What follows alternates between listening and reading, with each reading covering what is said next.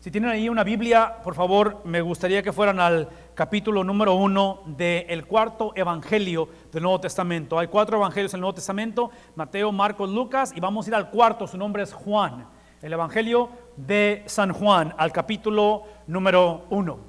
Como familia tenemos ya como unos 8 o 9 años que decidimos no tener cable en nuestra casa. No tenemos cable de televisión y simplemente lo quitamos hace años ya. Y a raíz de ello, una de las bendiciones que hemos recibido, porque hasta parece que la internet ahora es algo que ya no es un lujo, es una necesidad. A través de la internet, hace algunos años tuvimos acceso, y justificando que no tenemos cable, a lo que se llama Netflix. Y dentro de los programas de Netflix hay varios que tienen que ver con series de televisión que ponen ahí. Entonces, obviamente, sin tener cable, tenemos acceso a ciertas cosas en Netflix. Y uno de ellos tiene que ver con esta cuestión de lo que en inglés se le llama law enforcement, que tiene que ver con la cuestión de policías, soldados y, obviamente, tratando de combatir a los malos en la ciudad. Y este programa que me ha gustado mucho a mí, una razón que me ha traído mucho es porque este programa no se dedica nada más a combatir la maldad, pero en cada caso que presentan, ellos analizan o trabajan o lidian con las razones de por qué la gente se comporta así. Entonces, cada caso o cada capítulo tiene que ver con un escenario, ya sea alguien que está matando gente en un lugar público, ya sea un chamaco que es bully en la escuela y ahora trae una navaja y quiere matar a los que lo atacaron, en fin, situaciones domésticas, y tiene que ver con la cuestión de, otra vez, psicológicamente cuál es la razón. De tal manera que cada caso, cada programa, su conclusión, y no todos terminan bien, porque a veces sí muere la gente en el programa, pero al final lo que descubres en el programa es que lo que empezó siendo un caso o un caos o una tragedia, termina esta gente investigando el por qué lo hicieron. Entonces hay una cuestión en la cual empiezas dándole una etiqueta al malhechor, y en el programa estos señores llevan al caso donde te presentan la razón por qué. Su infancia, se murió su esposa, su compañía la perdió, en fin, entra en todo eso. Esta temporada de Navidad tengo la impresión que es algo así, que inevitablemente todos sin excepción, y esto es algo que lo hacemos cultural o lo hacemos por inercia o no sé, fuimos entrenados, tenemos la habilidad de etiquetar gente, inclusive en el mundo en que vivimos, a través de los medios sociales, ya sea Facebook, Twitter, Instagram. Inevitablemente lo que la gente pone en Facebook, nosotros automáticamente etiquetamos al individuo, ¿no es cierto? No lo conocemos realmente, pero por la foto que puso o lo que dijo en Facebook decimos, no. O a la inversa, lo conocemos y pone algo y dices tú, hey, ese no eres tú, no es cierto. En fin, tenemos esa habilidad. Siento que hacemos lo mismo con la persona de Cristo. Sí, lo que vamos a hablar esta mañana, en nuestra tercera semana de estar hablando de Cristo como la palabra final de Dios, es que hemos caído en el error de, en el momento en que aceptamos a Cristo, lo hemos etiquetado. Entonces, una de las cosas que espero que esta mañana podamos compartir es que el aceptar a Cristo, y si nunca has venido a un encuentro con Él, espero que esta mañana lo hagas, pero para aquellos que ya lo han hecho, que lo hemos hecho, el aceptarlo no implica que lo defines. ¿Qué quiero decir con ello? Quiero decir que otra vez entramos a la relación con Cristo asumiendo que Él debe de hacer esto, Él debe de hacer esto, si yo oro Él debe de responder así, si yo soy fiel en la iglesia Él debe de hacer. ¿Sí me explico? Entramos con ciertas ideas preconcebidas que cuando no suceden, ¿qué pasa? Nos desilusionamos, pensamos que el Dios no contesta oración, llega un punto en el cual inclusive mucha gente definitivamente ha dejado su fe en Cristo Jesús porque no hizo lo que preconcebidamente teníamos en mente que debió de haber hecho. Sí, como familias lo hacemos también. Ladies, come and join me. Como familias lo hacemos también porque, por ejemplo, en la llegada de un hijo, piensen, con gusto lo recibimos, ¿no es cierto? ¿Recuerdan cuando nació la primera o el primero? O sea, fue una experiencia única, ¿verdad?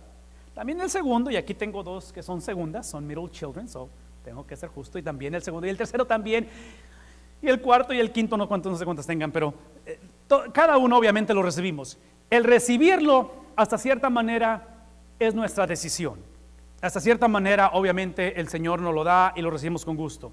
Lo que no podemos decidir es en qué se convierten. Tenemos cierta influencia, pero observen, hasta cierta manera no tuvimos nada que ver si iba a ser niña o niño, ¿verdad? En el caso de los Muñiz, en el caso de los Campos, fue niña la segunda que llegó. Para muchos de ustedes fue varón, pero no decidimos eso. No decidimos en qué termina la historia, porque por ejemplo, en cuestión de instrumentos o su inclinación musical, observen, a algunos les gusta la trompeta, a algunos prefieren un saxofón. Entonces, lo que quiero decir aquí es esto: muchos hemos venido a Cristo aceptando el regalo, y qué bueno, porque esto es la Navidad, ¿verdad? Aceptar el regalo de salvación, pero hemos cometido el error en decir, no, ya que te acepté, yo quiero que dejes el saxofón, no quiero que toques instrumento, Cristo. Y es como que si yo le quitara a mi hija al que nació y yo le digo, sus inclinaciones normales no las quiero usar. Entonces, imagínense que yo vengo y yo le digo, no quiero que uses lentes, porque yo quiero definir quién eres tú. Eso es lo que siento que hacemos sin realmente pensarlo. Pensamos que aceptar a Cristo nos da lo que en inglés se le llama entitlement, que ahora me siento con el derecho de decirle a Cristo qué debe de hacer con mi vida, con el mundo, con el gobierno y especialmente con el presidente Obama. ¿Verdad? Tenemos esa mentalidad de esa manera, de tal manera que muchas de las veces, thank you ladies, thank you so much, de tal manera que cuando Él no hace lo que esperamos es cuando nos desilusionamos. Entonces, esta Navidad a lo mejor es una Navidad en la cual tenemos que pausar y considerar, porque miren, observen cómo somos en general, y especialmente como cristianos. Yo argumentaría que somos bastante, fallamos en esto. Tenemos un ojo crítico la mayor parte del tiempo, que cuando escuchamos a líderes políticos decir, por ejemplo, la semana pasada, la respuesta es que no más musulmanes en Estados Unidos. ¿Escucharon eso? ¿Sí? Ahora, estoy mencionando esto porque independientemente cuál sea tu perspectiva de política y si estás a favor de él o no, eso es irrelevante a cierta manera. Y no estoy aquí para promover eso, pero escuchen lo que les voy a decir. Una de las razones por qué, en mi opinión muy personal, por qué nuestros líderes políticos y de gobierno a nivel mundial, y sabemos de ataques en París, sabemos de ataques terroristas en África, en fin, se está convirtiendo en un pan nuestro de cada día, obviamente, este problema del terrorismo. Estamos reaccionando de maneras diversas y hasta cierta manera suenan incoherentes. La razón es porque nuestros líderes, que el común denominador de nuestros líderes y de nuestros gobiernos es el secularismo. No somos personas que abrazamos la religión o abrazamos, en este caso, el Evangelio de Cristo. Lo que nuestros líderes están batallando mucho por aceptar es que la guerra en el terrorismo es una guerra teológica. Este movimiento musulmán que está literalmente arrasando por todo el mundo, el empuje de ellos es el concepto que ellos tienen ¿de quién? De Dios. ¿Me explico? Es en el nombre del Dios que ellos adoran. Entonces, cuando el movimiento es tan fuerte y está arrasando y está como una fuerza imparable que está amenazando la seguridad del mundo, y su motor de arranque, el empuje que tienen es teológico, y las víctimas o los destinatarios de esto son naciones o líderes que no tienen nada que ver y no quieren nada con Dios, simplemente con Dios, no con el Dios de los musulmanes, pero con Dios, no saben cómo lidiar con ello. Entonces siento que esta conversación inevitablemente, estas tragedias están exponiendo la mente secular, que en un momento dado la mente secular, la mente sin Dios, la mente sin religión, es una mente que inevitablemente ha etiquetado a Dios. Pero vuelvo a lo mismo, como cristianos hacemos lo mismo. Inclusive, no sé si vieron las noticias, pero esta semana una maestra de uno de los colegios cristianos de Estados Unidos, su nombre es Wheaton College, fue suspendida porque ella decidió cubrir su cabeza en honor o en reverencia a la cultura musulmana. Y este colegio cristiano no la suspendió por haberse identificado o tener simpatía con... Ella es cristiana, ella dice, yo soy cristiana, porque para trabajar en colegios cristianos tiene que ser cristiana la persona. Ella no fue suspendida porque tuvo esa similitud o esa simpatía con la cultura o con la religión musulmana. ¿Saben cuál es la razón? Y ustedes la hacen en Google y vayan a su página de Facebook, ahí lo van a encontrar. Porque ella afirmó públicamente Y esa es la razón por qué está haciendo eso. Porque los musulmanes y los cristianos adoramos el mismo Dios. ¿Qué significa eso? Una vez más, no estamos aquí para debatir ese punto. Lo que estamos aquí para ejemplificar es que observen cómo inevitablemente todos, ya sea convenencieramente, ya sea por ignorancia, la percepción de Cristo, ya sea que creamos en Él, lo rechazamos, lo ignoramos o apasionadamente le seguimos, incluye una definición de quién es Él. Entonces, lo que quiero que hagamos esta mañana, viendo el Evangelio de Juan, es que entremos en una conversación honesta de que si esta mañana te interesa recibir a Cristo, y espero que sea la razón por qué estás aquí, o si ya le has recibido, espero que por lo menos dialoguemos y nos demos cuenta que así como estos líderes políticos o esta maestra, inevitablemente todos lo hacemos, y que es un error para el ser humano, para el cristiano, pensar que aceptar a Cristo es que me da el derecho de definir quién Cristo es. Inclusive en la cultura o la audiencia de Juan, que es el que estamos hablando, ellos lo hicieron. Inclusive la razón que estos evangelios fueron escritos fue parte de ello. Si para la cultura griega, que es parte de la audiencia, griegos o ese trasfondo de filosofías griegas, ellos percibían la palabra logos.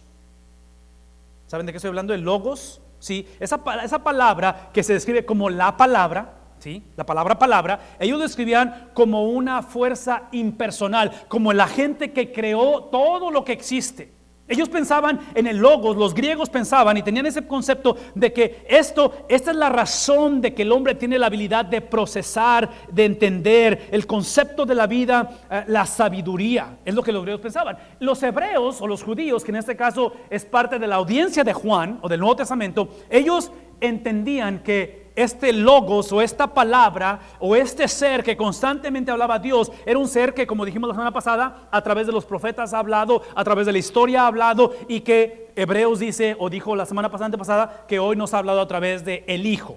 Entonces, en este contexto, escuchen esto, de una cultura griega, una cultura hebrea que tienen sus ideas preconcebidas, quién es el logos o la palabra, es que Juan nos introduce a lo que yo le llamaría un pretzel. ¿Por qué? Bueno, varias razones. Porque ahora en mi cumpleaños me regalaron un montón de pretzels.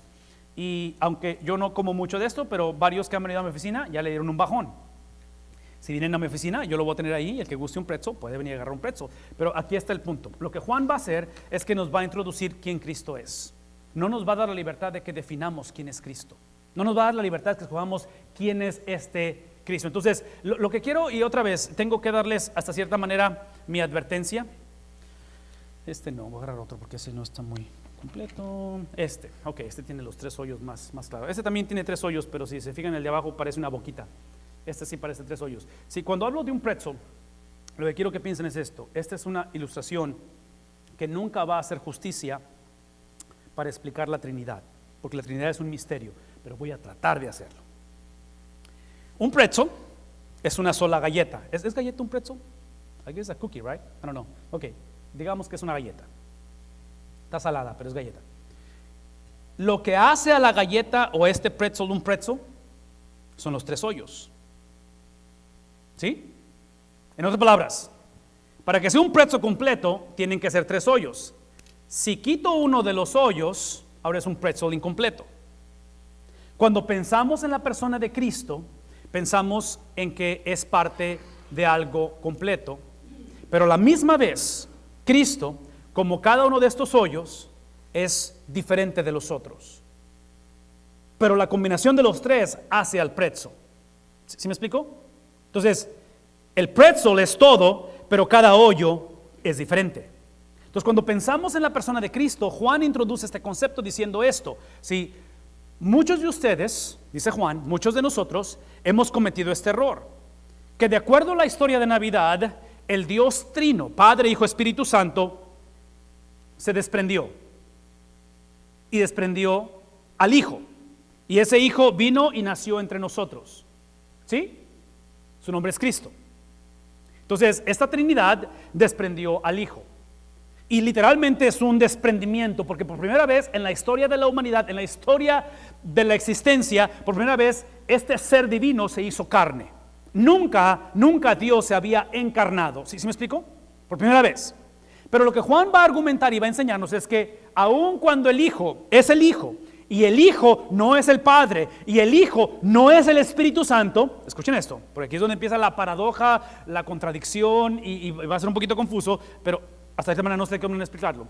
Este Hijo que está aquí, cuando Él desciende a través de María y nace en un pesebre, a la misma vez que es el Hijo, también es Dios.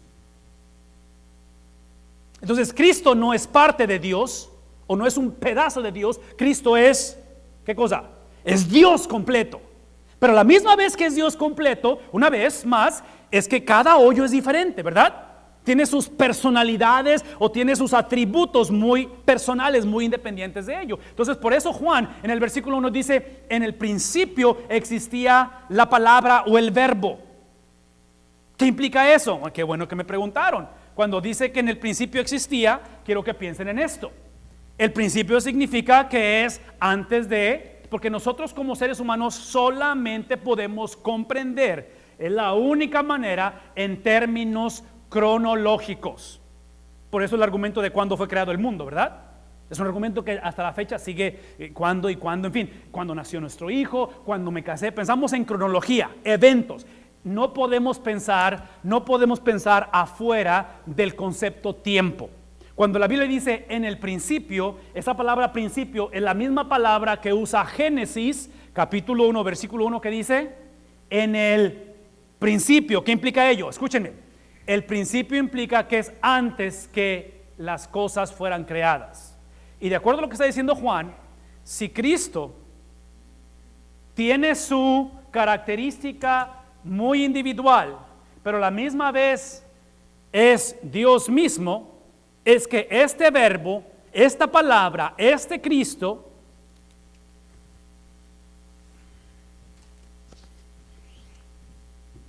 estaba antes de la creación. ¿Conmigo?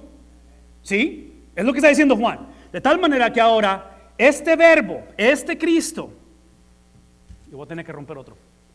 Este Cristo, que es único, pero es Dios mismo, este Cristo, ¿sí? Así que hay muchos, voy a agarrar otro. Este Cristo, que es Dios mismo, ¿estaba con quién? Estaba con Dios. Entonces, no solamente existía antes de la creación, pero también estaba con Dios. Entonces, aquí es donde entra un poquito lo confuso, y yo sé que esto puede confundirnos, porque para yo estar con alguien, ese alguien tiene que ser diferente a mí. ¿Sí? Para yo decir, es que yo estaba con ella, ¿quién es ella? Alguien más. Para decir, yo estaba con él, ese él, ¿quién es? Es alguien más. Si yo digo, es que yo estaba conmigo mismo, ¿qué significa ello? ¿Cuántas personas hay en el cuarto? Nada más una, entonces estoy solo, ¿verdad? Si digo, yo estaba con él, ¿cuántas personas hay? Dos. Si yo digo estaba con ellos, hay más de dos. Pero si digo yo estaba conmigo mismo, estoy solo. Entonces cuando la Biblia dice el verbo estaba con Dios, es obvio que son dos personas, ¿verdad? Pero acabo de explicar que esas dos personas es uno solo. Entonces, ¿estaba Cristo consigo mismo o estaba Cristo con alguien más? Y la respuesta es sí, esa es la respuesta. Porque es otra persona, pero es la misma persona. Termina diciendo lo siguiente: y ese verbo, por si acaso no hemos agarrado la onda, era, porque otra vez, lo que hace el pretzel son los tres hoyos. ¿Sí? Esto no es un pretzel, esto es parte del pretzel, ¿verdad? ¿Qué hace el pretzel? Todo el pretzel.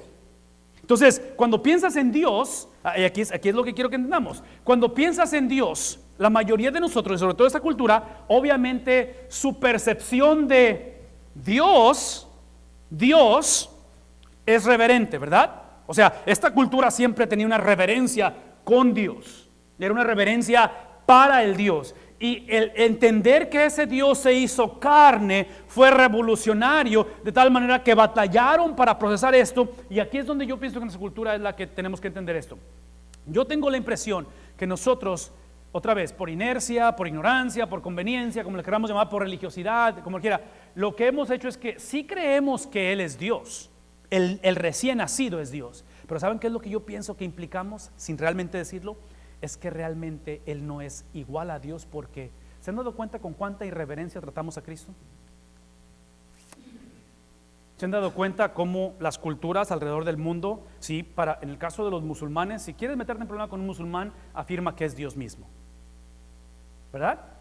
El musulmán nunca va a aceptar eso. Mormones, lo mismo. Testigos de Jehová, sí, los distintivos del cristianismo es que nosotros creemos que Cristo no solamente fue un gran maestro, no solamente fue un profeta, no solamente fue un sacerdote, no solamente, ¿sí me explico? ¿Qué decimos que es Cristo? Decimos que Cristo es Dios mismo. Entonces, esta conversación nos tiene que llevar, y ahí en sus hojitas, por eso tienen una foto del pretzo, quiero que pongan lo siguiente. En uno de los hoyos quiero que pongan la preexistencia con Dios. Es lo que acabamos de explicar. Él estaba antes del concepto tiempo. Número 2, es que Él comparte la misma esencia con Dios. ¿Qué significa ello? Que aun si yo quiebro o separo todo el pretzo, ya tengo 3 hoyos. Bueno, ya no son hoyos, pero eran 3 hoyos. Algo tienen en común esos hoyos, aunque no son de la misma forma, pero están hechos de la misma esencia, ¿no es cierto? El mismo material hizo a los 3, harina y sal y no sé qué más tenga esta cosa, pero la misma esencia es lo que está ahí, comparte la misma esencia con Dios. En otras palabras, el hecho de que se hizo humano no le hace perder su divinidad. Ok, los voy a confundir un poquito más todavía. Si esto no los confundió, los voy a confundir. ¿Recuerdan en la Biblia cómo hay historias donde Cristo iba de una ciudad a otra? Y fue a Capernaum y luego que fue a Galilea. ¿Recuerdan que así empieza? Ok, escuchen esto. Si esto que estamos explicando es lo mismo, que preexistió con Dios, y cuando usa la palabra con Dios significa que son 2 personas diferentes, ¿verdad? 2 personas diferentes, Padre e Hijo, pero es la misma esencia que tiene con Dios. Eso implica que Cristo, cuando Él viajó de ciudad en ciudad, humanamente hablando, Él estaba limitado a espacio y tiempo. Cuando Él estaba en Capernaum, Él no estaba en Galilea, ¿sí? Él nada más estaba en Capernaum. Pero divinamente hablando, cuando Él llegó a Galilea, Él ya estaba en Galilea, porque Dios es omnipresente. Ya, es lo mismo que pensé yo cuando escuché eso. Es confuso, ¿no? Porque humanamente hablando estás limitado, pero divinamente hablando eres omnipresente. ¿Cuál de los dos es? La respuesta es sí. Esta mañana muchos sí va a haber, ¿ok? Es lo que estamos tratando de hablar. Ok, la última es la íntima comunión con Dios, que son, otra vez, están hechos de la misma esencia y que literalmente es el mismo. Ok, en sus hojitas quiero que pongan lo siguiente. Por lo tanto, la palabra de Dios, el verbo, el logos, es una persona y es un mensaje. Es lo que significa. Es que este ser supremo se hizo persona. Siempre ha sido una persona Dios, nada más que es obviamente que es espíritu. Inclusive, ahorita no tengo tiempo para entrar en detalle con ello, pero para los que somos cristianos hemos sido sellados ¿con qué? Con su espíritu. Y cuando hablo de su espíritu hemos sido sellados ¿con qué? Con toda la persona de Dios. Entonces Dios como Padre habita en nosotros, Dios como Hijo habita en nosotros, Dios como Espíritu Santo habita en nosotros. Todo lo que es Dios habita en nosotros, por eso estamos diciendo que es una persona y es un mensaje. Vean el versículo 2. Por lo tanto, este verbo, esta palabra estaba con Dios, una vez más, estaba con Dios en el principio, ¿sí? Estaba con Dios en el principio. Él es el agente, Él es la razón de todo lo que se ha creado. Y por eso es que una de las características de este pretzel, de este Dios, de esta comparación de 3 hoyos en uno, de 3 ruedas diferentes que componen el todo de este pretzel, nosotros no creemos que adoramos a 3 dioses. No adoramos o no creemos en 3 diferentes experiencias, es una sola experiencia. Por eso tenemos y practicamos el monoteísmo, se le llama esto. Lo opuesto al monoteísmo sería politeísmo, que poli significa muchos, mono significa uno. Entonces, ser Padre, Hijo y Espíritu Santo, y escuchen esto, todo esto es un misterio de cierta manera. Tenemos una idea, pero no lo alcanzamos a comprender porque es un misterio. Pero parte de lo que estamos diciendo al decir que Él estaba con Dios en el principio, es que es un solo Dios el que estaba en el principio. Cuando nosotros pensamos en este recién nacido rey, cuando pensamos en el Cristo que es humano y fue 100% hombre, estamos hablando de que literalmente todo lo que fue Él como Padre, Hijo y Espíritu Santo fue puesto en el vientre de María y eventualmente nació. Ahora, ¿qué implica todo esto? ¿De qué manera esto tiene un impacto en nuestras vidas o cómo esto se aplica para la Navidad? Bueno, espero que por lo menos esta mañana tengamos una conversación de decir, ok, entonces no me toca a mí etiquetar o definir a Cristo. Juan me está diciendo quién es Él.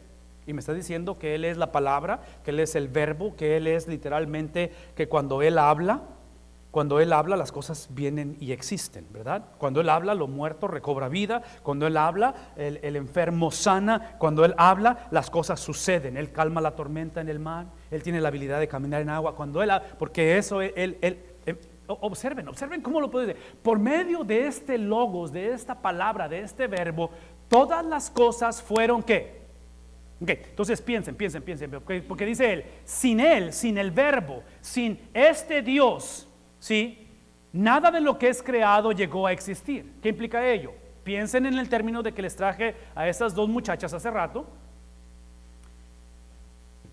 Cuando nació Rebeca, mi hija, que es una de las que estaba aquí, la creación de Rebeca, su formación en el vientre, su nacimiento y ahora a la edad de 15 años, su habilidad de respirar cuando duerme, cuando está despierta, ahorita donde está en su clase.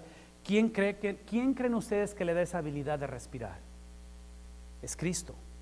En otras palabras, el nacimiento de un bebé, de acuerdo al versículo 3, es que el nacimiento del bebé es la formación que Cristo produce en el ser humano. Cristo diseña la vida.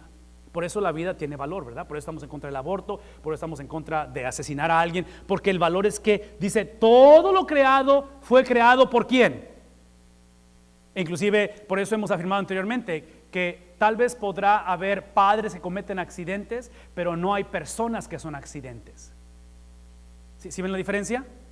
Tal vez tus papás no te planearon y tú fuiste el ups, ¿qué onda con este? ¿Qué pasó? Y pum, salió embarazada la muchacha.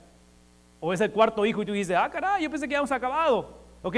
Pero la realidad es que cada vida está diseñada a la imagen y a la esencia de Dios. Entonces, versículo 3 está diciendo, el nacimiento, la formación, no solamente de un ser humano, pero del mundo entero, fue y sigue siendo creado por Cristo, para Cristo, y Cristo es quien lo sostiene.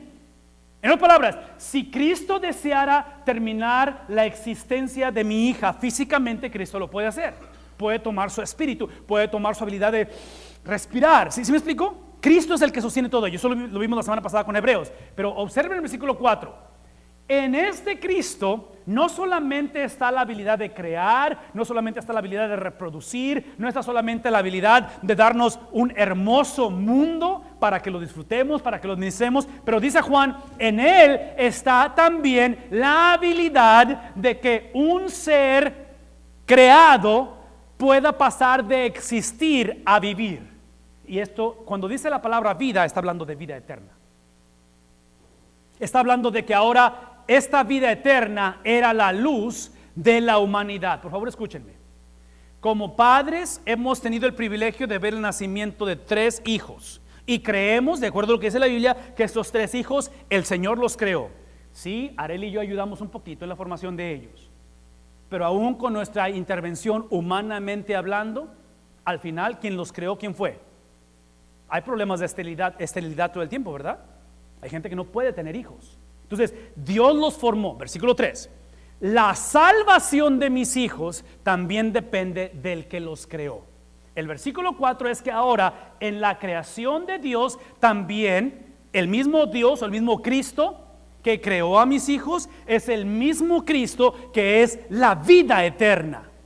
Entonces, esta mañana, si tú estás aquí y a lo mejor, obviamente, como padre, como abuelo, tienes hijos o nietos y tú estás aquí y estás diciendo que yo sé que mis hijos no son accidentes, los amo, sé que hay un propósito para su vida, yo sé que ahorita andan medios, no sé, que andan ahí haciéndole que no sé qué y está la cosa difícil, ¿okay? Lo que se dice en el versículo 4 es que la misma confianza que tenemos que Dios los creó es la misma confianza que tenemos que tener ahora para que Dios los salve. ¿Sí? El Dios que creó nuestros hijos es el Dios que también puede potencialmente salvarlos. Y yo tengo la impresión que muchos abrazamos el versículo 3 y decimos, oh sí, mi hijo no es accidente, hay un propósito, sí. Pero cuando vemos la actitud de nuestros hijos, cuando vemos la situación en el hogar de nuestros nietos, perdemos la esperanza de que Dios realmente pueda hacer algo en sus casos. En otras palabras, separamos la habilidad que Él tuvo de crear con la habilidad que Él tiene de salvar. Muchos de nosotros vivimos la vida de esa manera.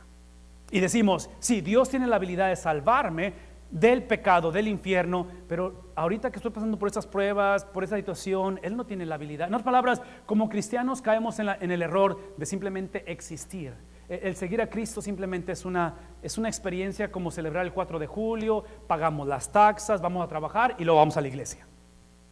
Es simplemente una experiencia más entre todas las que hacemos, porque es la cultura en que vivimos. No, estamos hablando de que versículo 1 y 2, ya describí la magnitud de este ser, supremo, preeminente, de este ser que no tiene principio, que no tiene fin, este ser que se tomó el tiempo, entre 7 billones de personas pensó en tu hijo, pensó en ti, pensó en mí, entre 7 billones de personas que hay en el mundo, literalmente los palpitares de tu corazón, la habilidad de respirar, Él la controla, Él se toma el tiempo de valorar lo que somos, tiene también la habilidad de salvarnos. Tiene la habilidad de crear en nosotros algo especial. Ahora, aquí es donde yo pienso que vamos a batallar y batallamos mucho, porque quiero darles el beneficio de la duda aquí, porque a lo mejor nunca han escuchado esto, o a lo mejor esto que estoy diciendo están diciendo, eso no es cierto, no sé, nunca lo he pensado así. Pero aquí está el asunto. Cuando yo llegué a Estados Unidos, porque yo no nací aquí ni crecí en este país, que es bastante obvio, una de las cosas que yo descubrí cuando llegué aquí, descubrí muchas cosas culturalmente, pero una de ellas descubrí algo que al principio no lo podía soportar. No lo podía soportar. Y estoy hablando del Dr. Pepper. Y menciono eso porque yo no sé si les pasó a ustedes al venir de otros países o les ha pasado, pero para mí el Dr. Pepper al principio sabía medicina. A mí me sabía medicina el Dr. Pepper. Ahora, muchos de ustedes esto lo conocen y está bien, pero yo al principio recuerdo inclusive, porque por primera vez me tocó ver una fuente de sodas, de las maquinitas, yo nunca había visto eso tampoco. En fin, pasó el tiempo y gradualmente me fui acostumbrando de tal manera que ahora es mi bebida favorita. Me he hecho adicto a esta cosa. En lugar de agua tomamos Dr. Pepper muchas de las veces.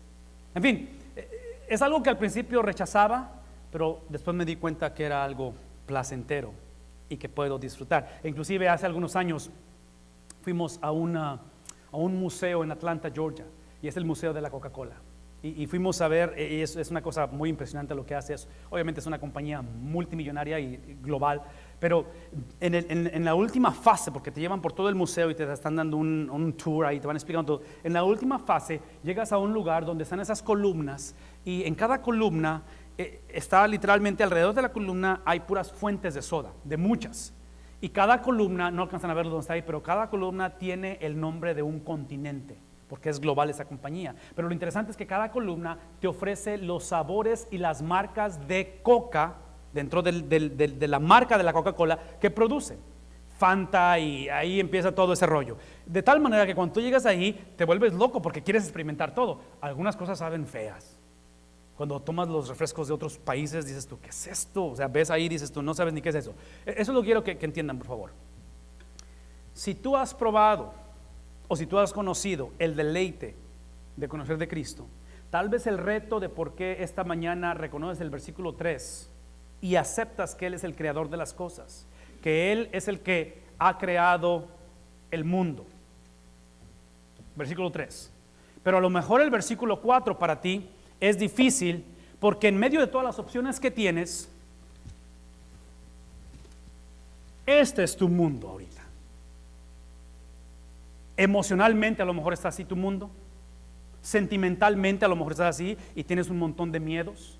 Tal vez en tu relación con tu esposo o con tus hijos está así y no sabes qué hacer. No lo voy a romper porque lo necesito para el próximo culto, pero lo podría romper a la mitad y decir, a lo mejor este es tu mundo.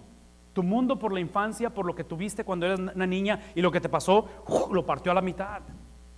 y tu mundo no está completo. Entonces el versículo 4 que acabamos de leer es literalmente no solamente declarando que Cristo es el dueño de esto, pero en Él existe la vida. Existe la habilidad de que en medio de todas las opciones que potencialmente puedas tener, la vida solamente emana de aquello que a lo mejor por un momento estás como yo. Cuando recién llegué a Estados Unidos, yo no podía tomar esto. ¿Sí me explico? A lo mejor tú estás aquí y dices, esta cuestión de la iglesia de Cristo como que nomás no me convence, porque la última vez que lo traté, mi mundo terminó así. Alguien lo pisoteó, alguien abusó mi mundo, mis emociones, y sucedió en la iglesia, es lo peor. ¿Sí me explico? O sea, tenemos esa idea preconcebida de tal manera que a lo mejor esta mañana parte de la conversación es entender esto. Y este es el versículo número 5. Y dice esto el versículo 5. Que la luz resplandece. ¿En medio de qué? De las tinieblas. Y aquí está la esperanza. De que las tinieblas no prevalecen en contra de ella. En otras palabras, este Cristo que ya expliqué creó el mundo, este Cristo que con su propia vida sostiene el mundo, aun cuando tú estás diciendo, no, yo lo sostengo porque yo trabajo mucho, no, yo lo sostengo porque ya no cometo los errores de mis papás. Tú puedes argumentar aquí que tú eres el dueño, el centro del universo. Hey, perfecto, si así crees que es, pues Dios te bendiga. Pero ya te expliqué que este ser es supremo, es el dueño, lo sostiene y tiene un propósito para su creación. ¿Ok? Está explicando Juan al final que ahora este mismo Cristo tiene la habilidad de tomar, de sobretomar las tinieblas. El mundo está corrompido, ¿no es cierto? Hay corrupción.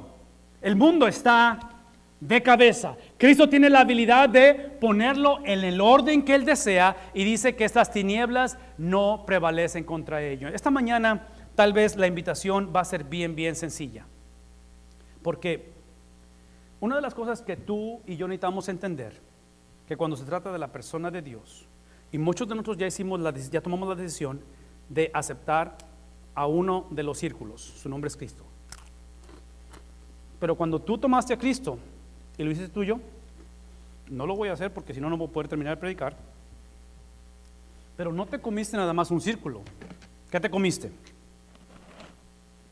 Todo el pretzel, ¿verdad? Cuando tú aceptaste a Cristo, aceptaste no solamente uno de los círculos. ¿Qué aceptaste? Todo el pretzel. Y ese pretzel habita en ti. Se me va a atorar esto. Lo que hemos hecho, hemos actuado muchas de las veces como actuó la hermana de Lázaro. ¿Recuerdan la historia de Lázaro? Cuando Jesús llega y llega tarde al encuentro. ¿Qué había pasado con Lázaro? ¿Cuántos días muerto? De tal manera que para el cuarto día los judíos creían realmente que ya no había esperanza. Y Cristo le dice, bueno, obviamente primero viene ella y le dice, si hubieras estado aquí a tiempo, Lázaro nunca hubiera muerto. Y Cristo le dice, Lázaro resucitará. ¿Qué es la respuesta de ella? O yo sé que resucitará. ¿Cuándo? En el día final. ¿Y la respuesta de Cristo?